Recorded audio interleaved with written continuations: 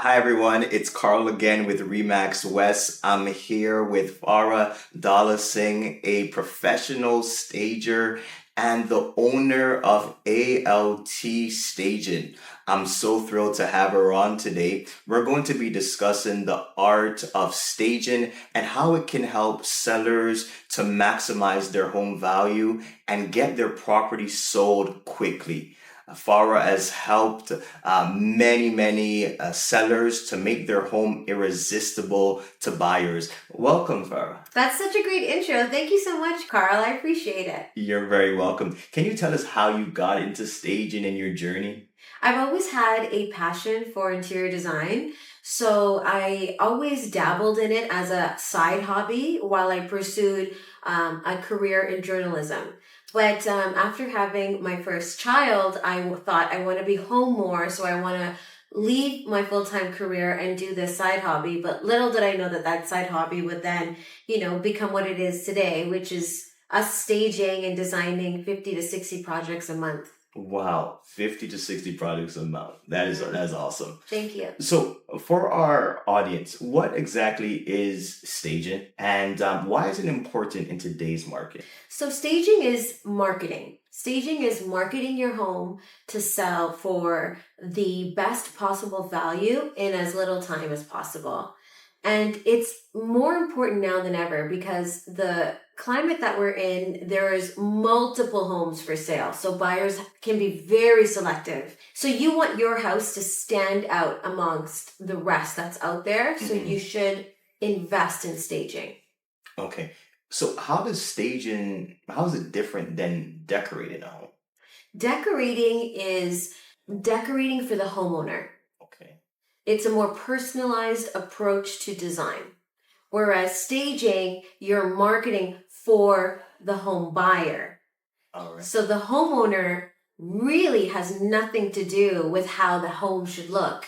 It's like depersonalizing, neutralizing the space. So ripping the homeowner from the home and presenting something that a potential buyer could see as their home.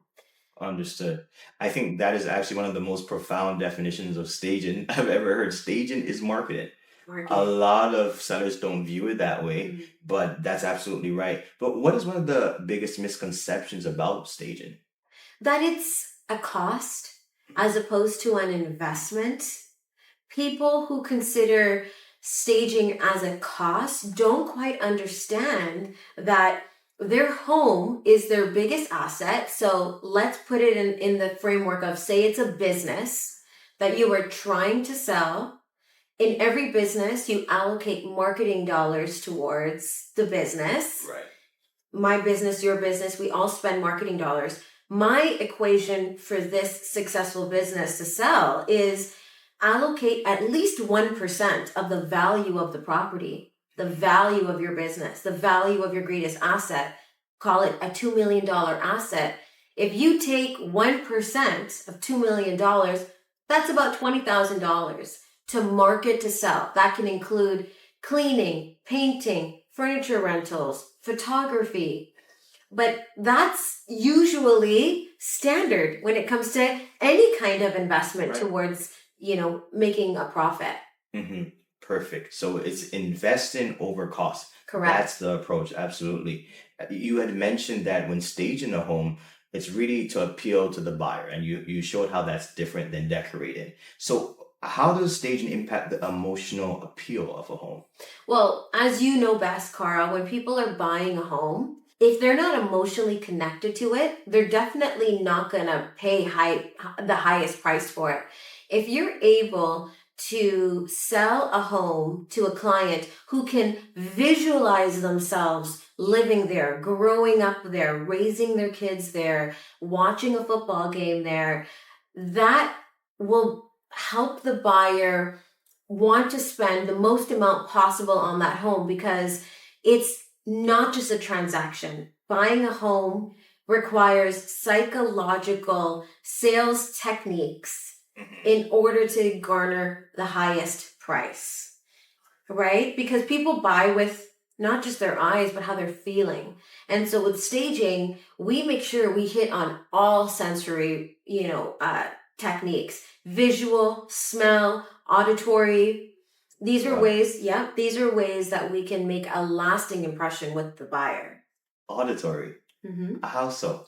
So, for instance, if the house has built-in speakers, Mhm. we'll ask the homeowner or the selling agent to play classical music, because classical music also evokes a sense of luxury. Right. And so you're selling that lifestyle to the potential buyer.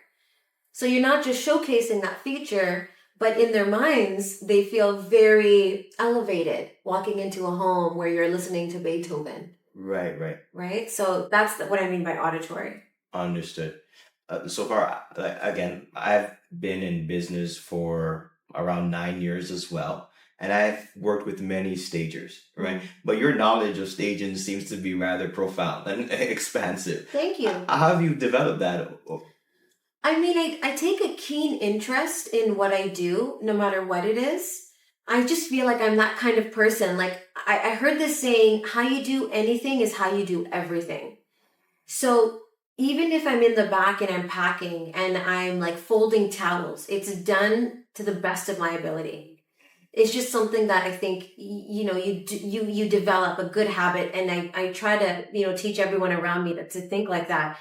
It doesn't matter what you're doing, put your best foot forward. So I really wanted to soak up as much knowledge, and I still am learning in this industry, because I care about the service that I put out. I want people to be successful. For me, it goes beyond just the monetary value. It's, if I'm doing this, how am I going to do it to the best of my ability? What other learning avenues can I go into to make me stand out from my competitors? That is awesome. Really awesome.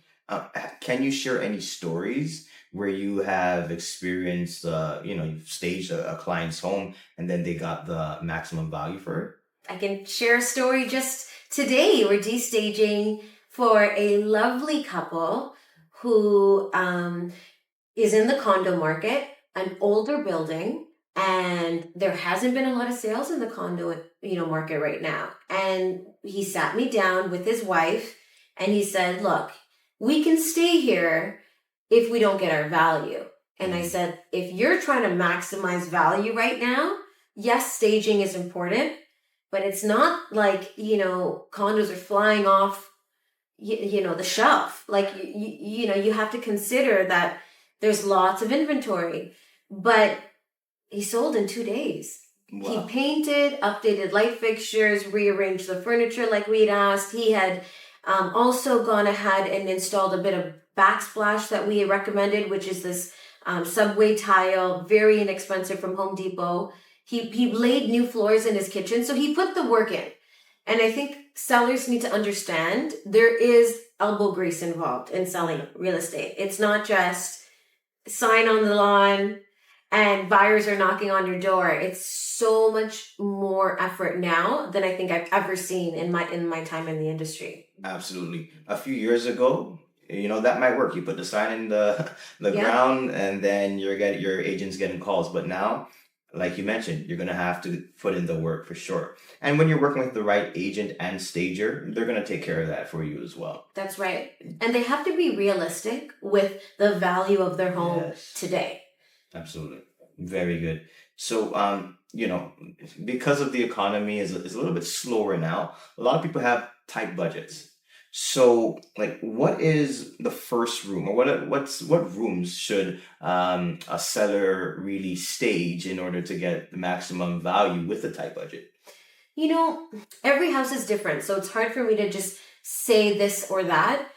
But I will say, even investing in a consultation with an experienced stager and doing 50% of what's in that report that's provided after the consultation. I don't know if that's normally how you've worked with stagers, but when you work with us, you pay for a consultation, which is $350. It usually takes around an hour. We will walk through the entire home with your seller with a critique, like a buyer's eye, and we'll say, this is what I recommend, this is what I recommend, this is, you know what I mean? And that's an extensive list. Now, if they only do 50% of what's on that list, they're already far ahead than someone who didn't do that. So even if it's just decluttering, depersonalizing, cleaning the home, Clean the home to pristine conditions. There shouldn't even be a dust molecule on the baseboards. Windows should be so clean. Appliances, make them look brand new. Right. Like that also demonstrates value. Absolutely. And with so many homes on the market, you have to find a way to stand out. And just investing in this consultation, that's going to make you stand out right away. If you do 50% of the... At least 50%. Right. That's awesome. So with homes that are occupied already, like how do you handle that? Can it still be staged? So we will not stage a home if there are pets present. So that is just a no-no for our inventory. It never comes back the same. So I tell them right off the cuff, there should be no pets in the house, no cats or dogs. Also, if it's occupied, we'll suggest maybe utilizing the client's bigger furniture, like their beds and their mattresses, and we'll have them buy linens. But then we can at least decorate it with decorative pillows. Okay. So at least they can sleep in their beds. Right. And then common areas like the living room and the dining room, well, maybe we're staging the living room, but the family room, we will use their existing sofa. Or we'll ask for them to take their sofa into the basement, use the basement sofa, that's theirs, and use the main level. But staging furniture is for display purposes only, so it can be really tough if the homeowner is living in the home. Very, very uncomfortable. Right. Not ideal. Yeah, understood. That makes sense. Because a lot of sellers do fear that, okay, if I'm living in the home, I'm going to have to put all of my things in storage. But what you're saying is that you can actually use some of their furniture as well. Yes, if they have to live there, yes. Okay, very, very cool. As long as it doesn't limit the marketing capabilities. So for instance, if there's like a big black leather recliner sofa in the family room that's taking up more than 80% of the room's capacity, then no, I'm not going to say we're going to use that. I'm going to say this is way too big. We need to get rid of it. But then they also have to come to terms with the furniture that we provide, which is usually white or beige. Most staging furniture is light colored. So, you can't sit on it. And then they have to come to terms with, okay, I'm not watching TV while this is staged.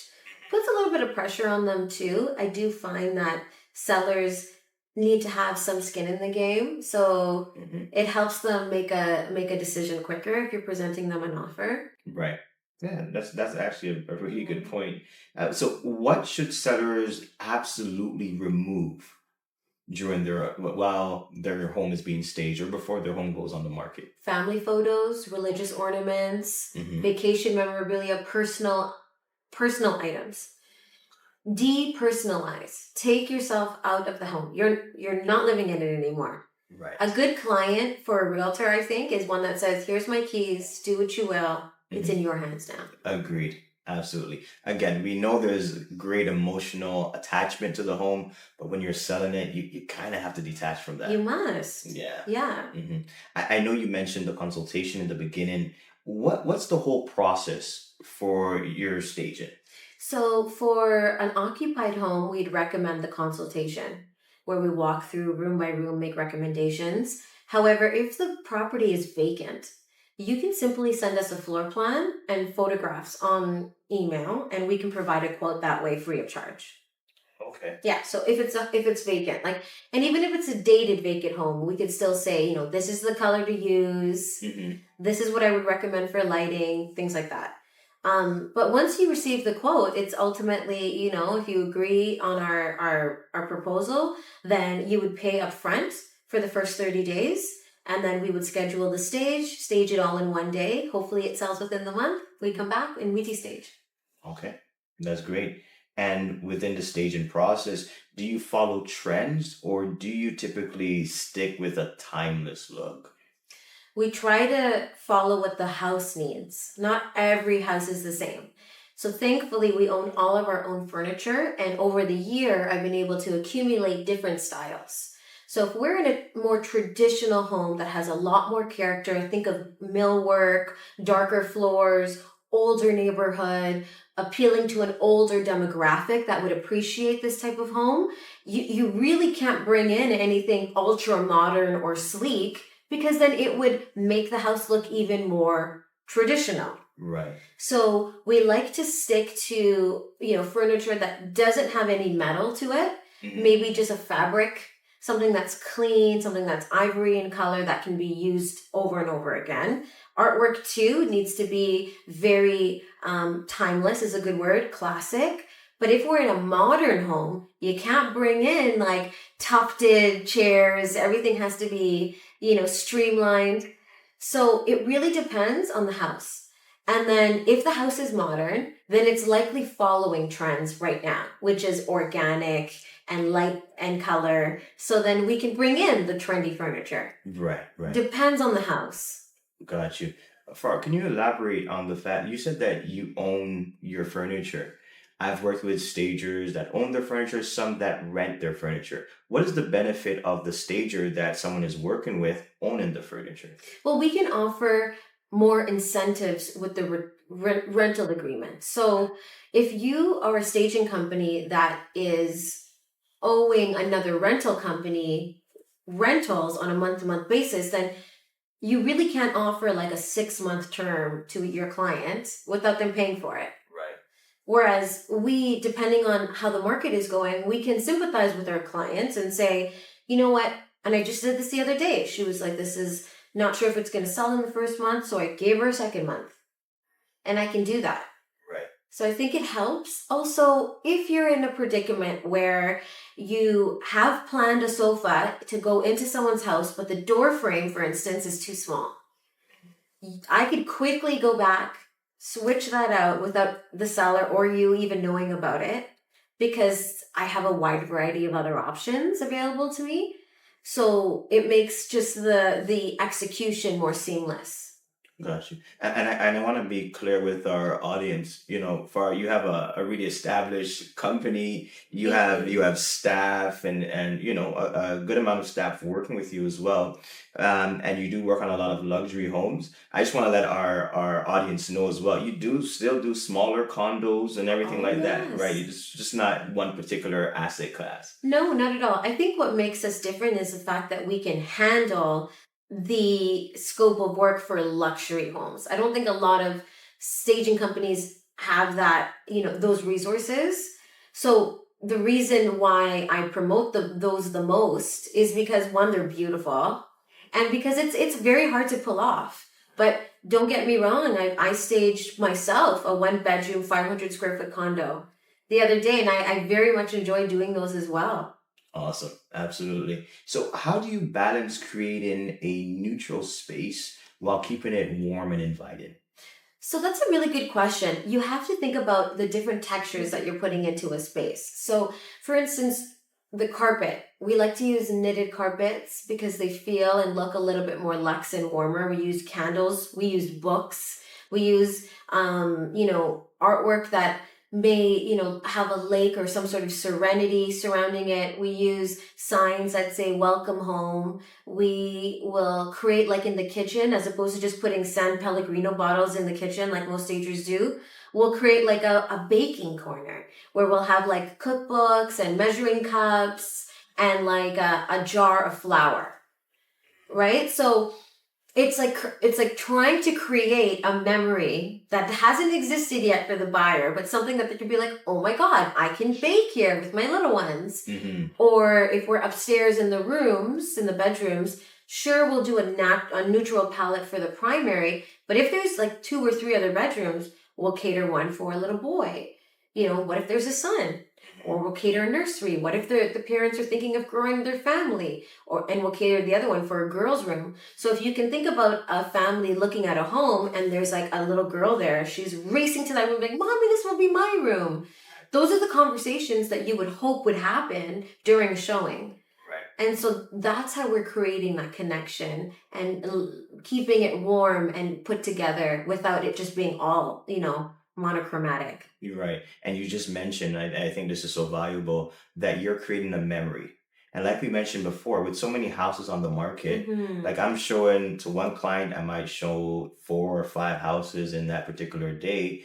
And if your house, like, there's no way to remember it, when the agents sometimes are calling me for feedback, I don't remember the particular house, Right. right? So creating that memory is crucial. And your staging does that, right? And it's the first like 10 seconds they're in the house that they'll know. Exactly. If there's a distinct cooking smell in the house, that can turn off a buyer right away. Because Yes. they're thinking it's in the paint, it's in the floor. But so as a stager, it is so important for us to have those hard conversations with the seller and say, you cannot cook in here.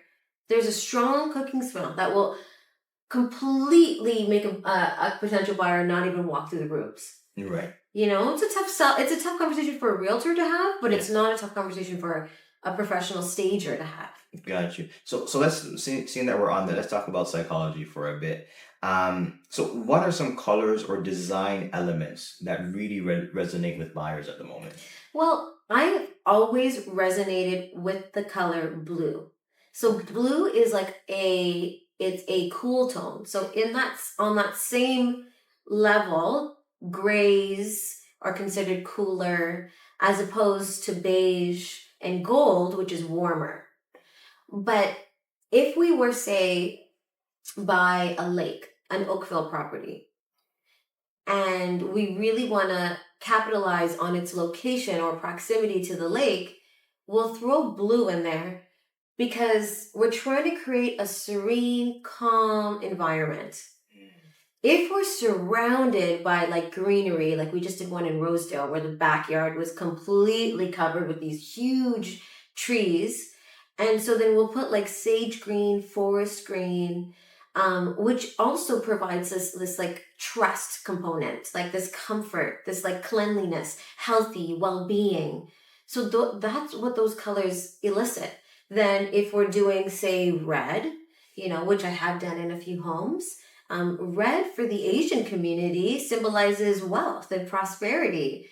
It can symbolize energy. It can symbolize, we've done red in a movie theater once where the popcorn machine was red. So I got these paparazzi books that were red.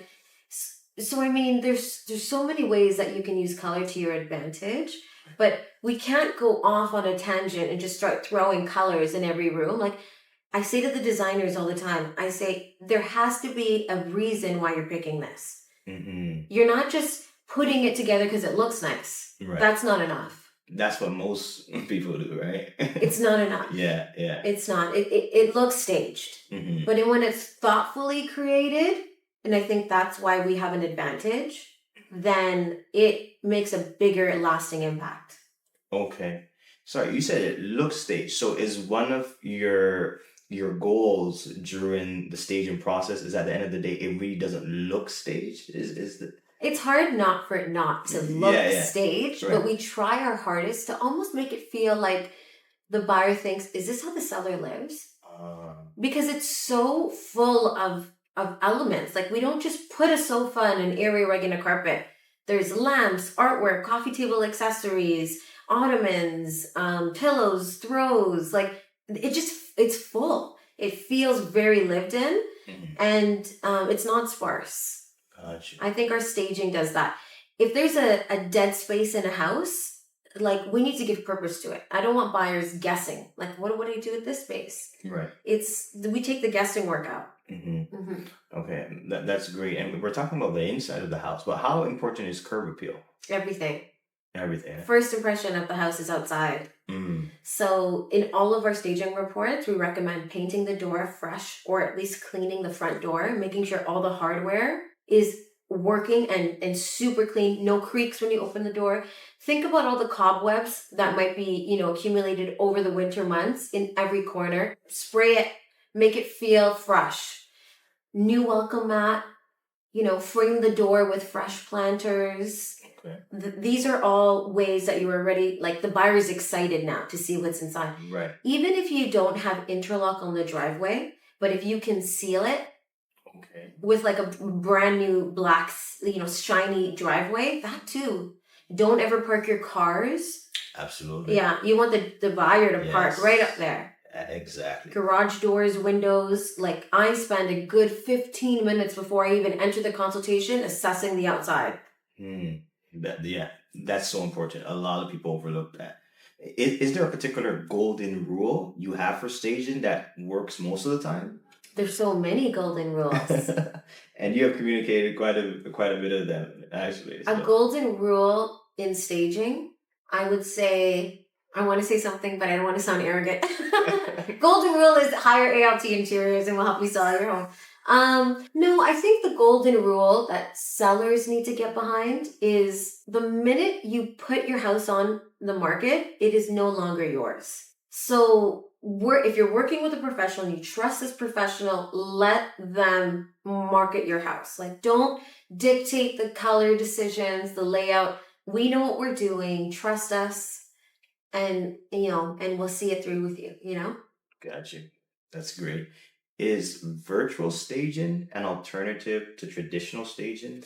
I offer virtual staging because some instances realtors are selling properties that are tenanted. So when a tenant is living in a home, it's hard. There's no point staging a tenanted home, or even homes that you might be looking to lease as opposed to sell.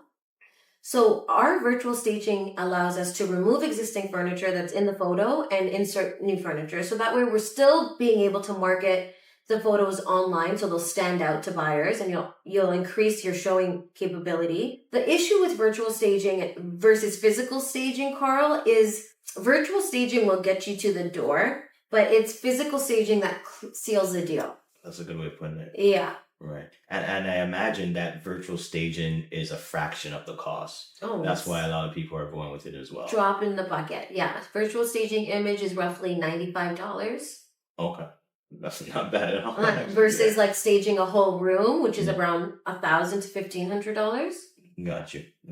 And so I know we spoke about it earlier. You're thinking that sellers should invest like 1%. 0.5 to 1%. 0.5. Okay. Yeah. Okay. Very good. That's a guideline.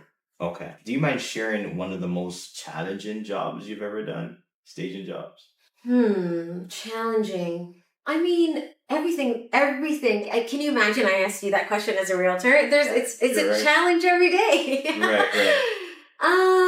I guess the challenging thing for me that comes to mind is when a seller is so involved in the design decisions and they're making design decisions that do not benefit the sale of their home. So you stage a home and for whatever reason they have something against the color brown or black. Mm-hmm. And it's like, well, respectfully, this isn't an interior design, consultation where we're designing for you. It's what we do for the market. But the customer service aspect is always a challenge because the client always comes first. Right. And if we're dealing with your seller, we're a reflection of you. Yeah. So we have to appease the seller. Got you. And we will. Mm-hmm. But it's hard when we do that and then the house sits. Yeah. Mm-hmm. But ultimately, I always say the job is not done unless your seller is happy. Yeah. So that's where it can get tricky, where people confuse the two. Understood. Design and staging. Gotcha. We're coming down. I just had a couple more questions. I'm really enjoying this. Thank you for all this information. I think our audience is going to enjoy this. I really hope so. Yeah. Yeah. If we look at the buyer side of this, so how can buyers see through staging and evaluate a home for its potential and for their own style as well? Well, I mean, the idea behind staging is so that we are catering to their style. That makes sense. Yeah, like from the buyer's perspective, we're showcasing the home's best assets. We are not a staging company that will disguise blemishes. If there is a scratch on the floor and the homeowner says, well, can't you put a rug over it? I say to them, well, think about this for a second. Imagine it's you buying a home. You sign the deal and then you have a buyer visit and you notice a scratch on the thing. Like that's going to go right against, you're going to work backwards then, right? Like you want to openly either fix the floor or tell the homeowner, the new homeowner, this is what you're buying. Right. You know what I mean? Like we can't disguise blemishes. That's not what we do. We're supposed to have the homeowner fix that so that it's optimal condition, or you showcase it as is for the value that it's worth. Right. So I appreciate that, Farah, because not a lot of stagers are like that. That's not good. Yeah, a lot of sellers, they're trying to hide blemishes. So that's why I think it's very important for buyers in this market to work with experienced agents that can tell, okay, maybe they're trying to hide something here.